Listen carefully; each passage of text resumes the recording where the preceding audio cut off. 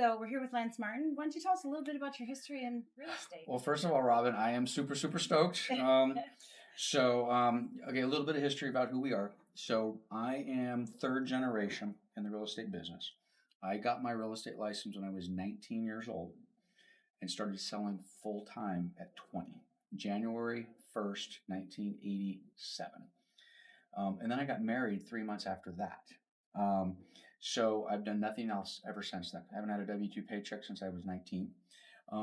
The family history is awesome.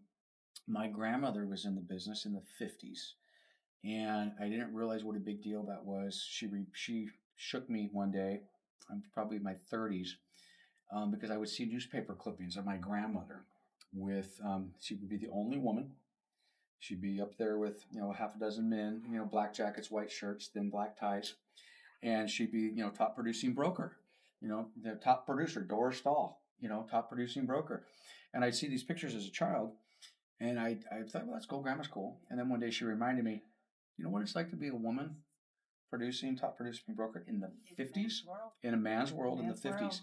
So she was always kind of my initial mentor in the business. I'd see my grandma, we were very close, and we'd meet, and she'd ask me how business was. So she was first generation and my grandfather together, but my grandma was the force. She was it. And then my mother and father were both in the business and worked with my grandmother for a period of time. And in 1987 is when I got licensed and moved out to the Inland Empire from Lakewood, Long Beach was originally home. And I went to work with my father. That was then Great Western Real Estate, tied to Great Western Bank. For those of you that remember how that worked, this would have been 87. My dad and I worked there. I was a kid. I was 20 years old. I started out, I had 1 year with another office, but then we came out and I was working with my father at Great Western. Then my dad left. It's a whole other story, which we'll talk about later. And he said, we're going to go up an office. So my father and I was the tag on, I'm 21 years old at the time, opened Pioneer Real Estate in the city of Marine Valley, just the two of us. And we did that from 1988 until 2001 and went from just the two of us to a small, fairly successful independent office with 25 agents. Different world, different time. Everyone was on 80-20 splits. That was it. There was no negotiating. That was it. No franchise fees. And when my folks retired, I wanted to grow. And I was very, very involved, and still am to this day, with the local board of realtors. Was the president of the local association of realtors at age 25.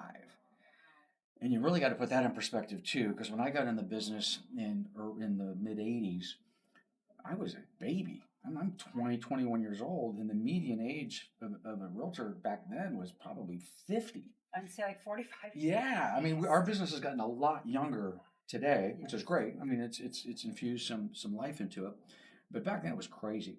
But I wanted to grow. I was a member of the board, and I was on the board of directors of California Association of Realtors. Still am to this day, 30 some odd years later. So very, very involved.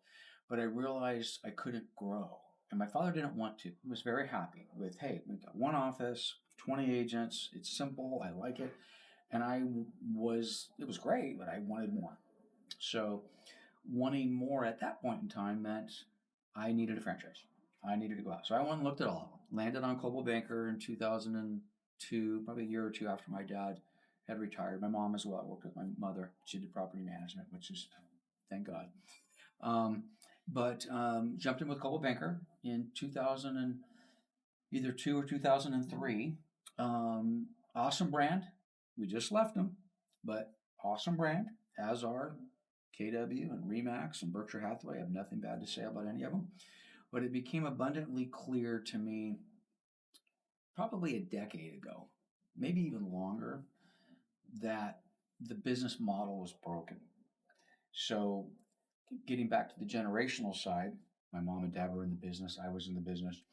I kind of skipped into the Coldwell Banker era, but then my youngest son came to work with me. So third generation, my oldest son came to work with me.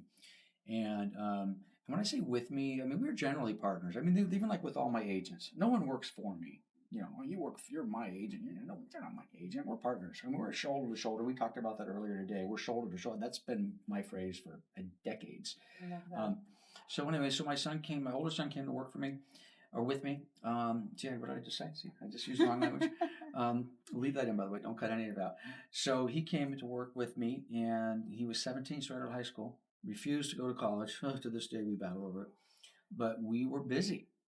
We were, part of my personal history is I developed my name and reputation doing a ton of foreclosures.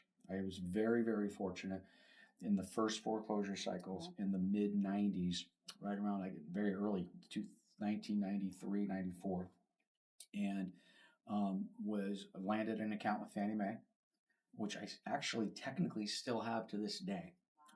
There's no foreclosures and hasn't been in a while.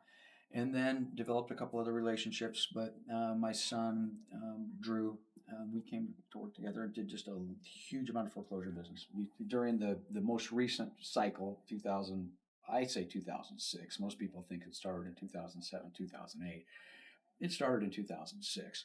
But we did hundreds and hundreds of foreclosures between 06 and 2010, 2011, thousands. At that point, we had a Freddie Mac account. Dwayne Sanders came in and worked. He's one of the agents who was with us today. I've known him for 35 years. So we did a load, just a boatload of foreclosure business and developed a reputation, which quite honestly, that reputation generated tons of leads. We talked about leads. Yeah.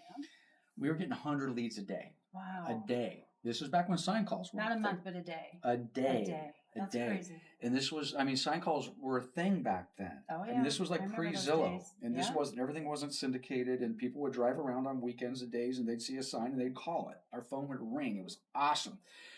Different world. Again, another part of the business that's, I hate to say this word because Drew said, stop saying things are broken.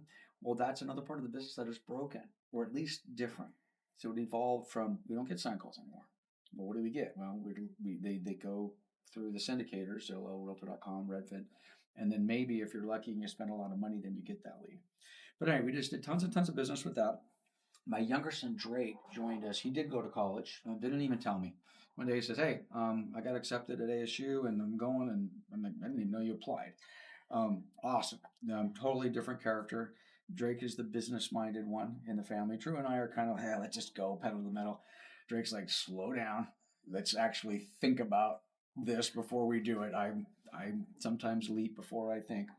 So that was probably 10, 11, 12 years ago that Drake joined us. So I am very, very blessed because I worked with my parents for 15 years, and I thoroughly enjoyed it. We had our moments, of course, but when they retired, I missed them. I genuinely missed not seeing them every day. And I also worked with my wife.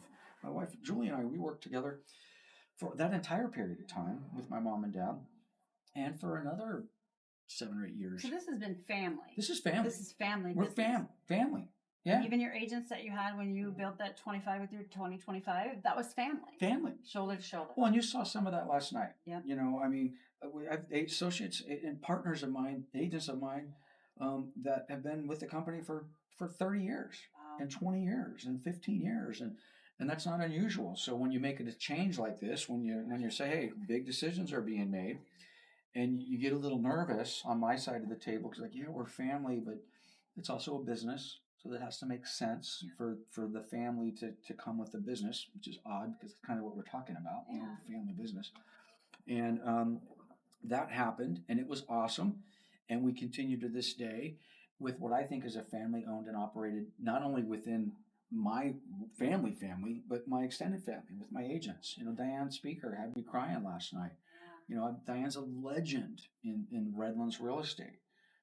I acquired the Redlands real estate office in 2010, and Diane, I was like, oh my gosh, when I had an opportunity to buy that office, I wanted to buy that office, but in part because of Diane Speaker. Okay. Because I'm like, wow, I can actually be in an office and be associated with her. And to this day, I mean, she made me cry last night. And she's, well, it's a testament when you think about it to what you've built. So the culture, you know, who you are, what kind of a businessman you are. So that kind of leads me into asking what you've built in all this time and with family and the generations you have and how close your agents are with you. Yep. Why eXp? Okay. Well, before I answer that, I got to throw one other thing in there. I have 2 grandkids. My eldest grandson is 10. We also do property management, homeowners association management. So guess who's attended like the last 5 or 6 homeowners association management meetings? my 10-year-old grandson, Oh, so Abraham. So number fifth that would be generation starting. So fifth. That'd be the fifth generation. Fifth generation. So it's like, what's going on here? This is absolutely nuts. So to answer your question more directly about why eXp, for a decade, profitability on the real estate broker owner business has been challenging for a very, very long time. The ugly truth is most broker owners, myself included, are not in the real estate brokerage business. We are in the ancillary service business. True. It's you come to work at Coldwell Banker Town and Country, and please support my escrow, or please support mortgage, which we don't have, or whatever it happens to be.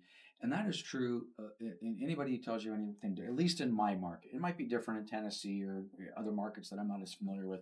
But in the Southern California real estate market, the business model is recruit to your brokerage and have your agents feed your ancillary services. I think it's true across the U.S. I think see it that is. a lot. I see a lot, even the indie brokerages, not even your Caldwell Bankers and your Keller Williams, but I see with the indie brokerages. I believe that's true. And we have a very wide-reaching exposure throughout the United States. I mean, I'm not upset with Coldwell Banker. We just left Coldwell Banker. They've been awesome. They've been great partners. We've had some bumps, but they've been great partners. But frankly, it's also exposed me to a huge amount of resources and brokerage throughout the United States, which is why when I know how my model works, and I'm thinking, oh, well, that seems like it's the same thing over there, and I assume it's the same thing over here. But the why eXp question. So there, over a decade, it's just been increasingly more difficult to compete in the marketplace. And we won't talk commissions because that's rude, I suppose, and we want to make sure we're staying within the rules here. But the downward pressure on brokerage's profitability, agent splits, has changed dramatically. That goes back to RE/MAX when I first got into the business. They came in, and frankly, to RE/MAX's credit, I mean, they're not the company today that they were 30 years ago, but they were agent first. Right. Agent at top. And I couldn't even work there if I wanted to. Like, you haven't sold enough houses, you don't have enough experience. But they started this model, which is not a bad model, where it's like, hey, good agents are going to get rewarded, which basically means we're going to pay you more. And then what ultimately ended up happening is all agents are going to be rewarded. We're going to pay everybody, whether you've pay more to everybody, no matter what your experience level is. But why would you do that? Well, you would do that because you want the ancillary service business. Right. Okay? So we've turned into that business. And what became increasingly clear over the period of time is the legacy brands, which we affectionately call all of them, Coldwell Banker, Century 21, RE/MAX, Berkshire Hathaway, Keller Williams, all of them, the traditional legacy brands, have been completely disadvantaged. And they've been frankly disadvantaged by eXp. Now there's a lot of versions of eXp out there right now, but okay, to me they're just that. They're the knockoffs of the Coke and Pepsi. And I have a relationship with Leo. I got to meet Leo not long, but at least 5 years before he onboarded or became in leadership and CEO of eXp. And he was awesome. And we became, we're not friends, we're not going out drinking on a daily basis, but we were very friendly. And he was supportive, and I connect with him. I absolutely connected with him. And then the same thing with Kyle Whistle. I've gotten recently to know Dan, but we made, truth be told, the decision to leave truly was actually 7 years ago. Wow. But I didn't pull the trigger. I just didn't, because I was afraid, uncertain. Yeah. I'm bleeding blue. Yeah. I have so much invested. 24 years, 23 years within Coldwell Banker, to leave is almost admitting failure. But the truth is it, for me anyway, it was a failed business model for an extended period of time. And, getting back to the family operation with Drew and Drake, I'm putting words in their mouth, but the gist of it was we collectively, because we're truly a partnership. We're the three of us, we're in it. But it was like, we either have to stop talking about how things are broken, and just accept and move on under current conditions, or actually do something about it. And 2 years ago, a franchise with Coldwell Banker was coming up, and it was like, hey, last time when it came up, we weren't prepared. We need to, we have to stop talking about this. We have to do something about it. So the decision was made probably 18 months ago. We're leaving. Now, to be honest with you, we weren't sure if it was going to be called eXp. Sure. But, we looked around. We unturned every rock. Interestingly enough, we had a meeting about 18 months ago, 24 months ago, and we're having this conversation, myself and Drew and Drake. And Drew's like, why don't you just call Leo? I'm like, oh yeah, I have his cell phone number. I have him in my phone. We're friendly, okay? So I didn't call him, but I shot him a text. I said, hey Leo, it's been a long time. How you doing? I don't know what I said. We should probably talk. Something. I was hinting that, why else would I be calling him? Because at that point he was, I don't know how long he had been CEO at eXp, but anyway, he was there. I don't know whether it was 2 minutes or 20 minutes. All I know was very quickly he immediately called me, and that connects with me because I'm a sales guy at heart. Right. And what I tell my agents all the time: pick up the phone, call them. Hide behind Facebook or Instagram or even I kind of took the cop out. I sent the text instead of making the phone call. Well, he didn't send the text; he called me. So I just that instantly like, okay, this is and honestly that might have actually been the moment that the decision was done. Because I don't think we were in with eXp. We were definitely leaning that way. It was probably 80-20. But when I sent that text, he immediately called, and then I probably had multiple conversations with Kyle Whistle within that same hour period. Okay. I think somebody texted somebody. I might have texted Kyle and Leo at the same time, and they started texting, hey, what's going on with Lance? You got to give him a call. And both of them were calling me. So whatever day that was, probably 18 months ago, I'm like, okay, this is where we need to be. So we've been planning that ever since. Wow. And so this has been a journey for you. If you think it started like the thought of it 7 years ago, we need to do something, kind of missed the mark, we had to re-sign that contract. Yep. And now you knew in 2 years, so we have to start this process. Correct. What do we do? Which is why I feel a little guilty. I mean, today we launched. What's the date today? We need to mark this day, March 10th. Yeah. Okay, 2026. And for most of the agents in our organization, our family, surprise. Yeah. Okay, so then what do we want to do? It was like, hey, surprise. Let's get you over here today, tomorrow, the next day. And in fairness, it took me 7 years. Okay, right. So I'm very sympathetic to, hey, let's give everybody a little room to breathe. But yeah, at least 7 years. But amazing response in the room because you could see questions. Yep. And it's always that fear of change. Yep. So you're going to have that. But the beautiful thing was the heart for you. So yeah, it was. Don't make me cry. No, I'm a crier. Yeah, me too. But to see that you could see what you've built. You could see it in their face. You could see their concern for you. Yep. The concern for the boys. Yeah. Funny, I don't know that I saw it that way, but that's nice to hear. That's nice to hear that's sitting back. That's my point of view because I watch the room when I come in and do these. But they genuinely care what the next step is, and I never anybody who said I'm in because of Lance, and I'm in because of Lance and Drew and Drake. You know what I'm saying? So that's a testament to everything you built since you were 19 years old. Is.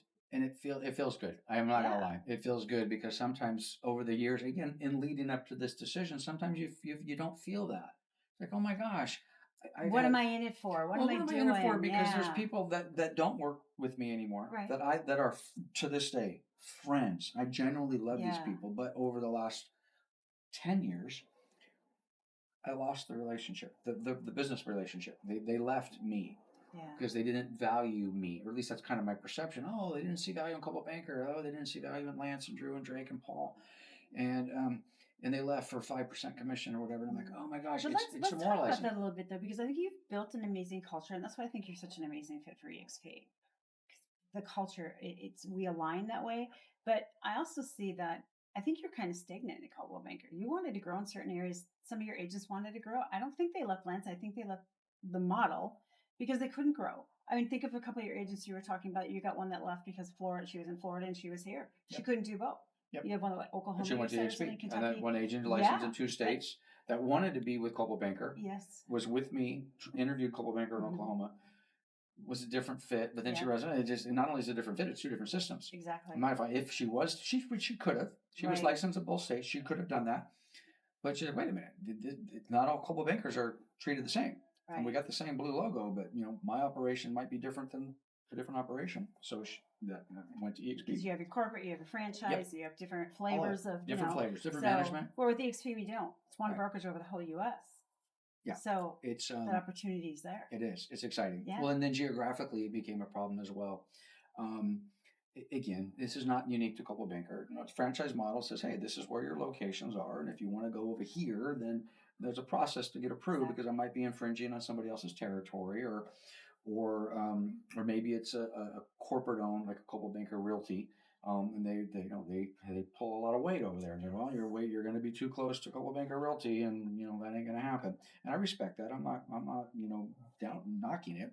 Having said that, to the degree that I wanted to do that, well, not that I couldn't, but the process of doing it was so difficult. And we want to grow. Our plan, last night's meeting, I think I might have initially left the impression that maybe we're stepping back and we're kind of going to, not going to do as much business. Whoa, that's not the plan. We want to grow. You want to put the pedal to the metal. I want to put the pedal to the metal. If I want to put an office in Newport Beach tomorrow, I want to put an office in Newport Beach tomorrow. And I don't want to have to ask anybody's permission. And quite honestly, if you're one of the agents that are shoulder to shoulder with me and you want to try to grow business in Long Beach, and you want to do that, it's like awesome. Right. Do it. I love that. And which is, again, not to knock the legacy brands. I've been with them forever, but that's very difficult, if not impossible. Right. And then the multi-state thing. I touched on this, but we didn't touch on it at all.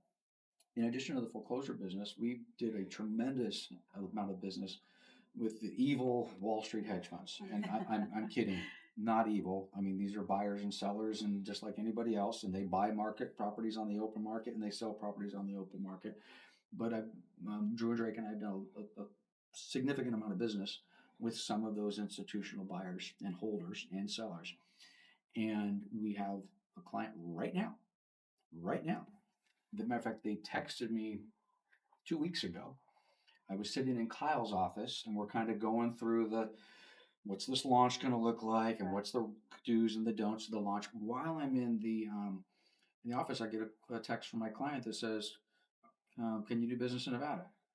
And by the way, this same client is like, over the last 7-8 years, is you have an opportunity to do business in Georgia, and in Tennessee, and in South Carolina, and in Florida, and they own properties all over the place. And sometimes they buy, and sometimes they sell.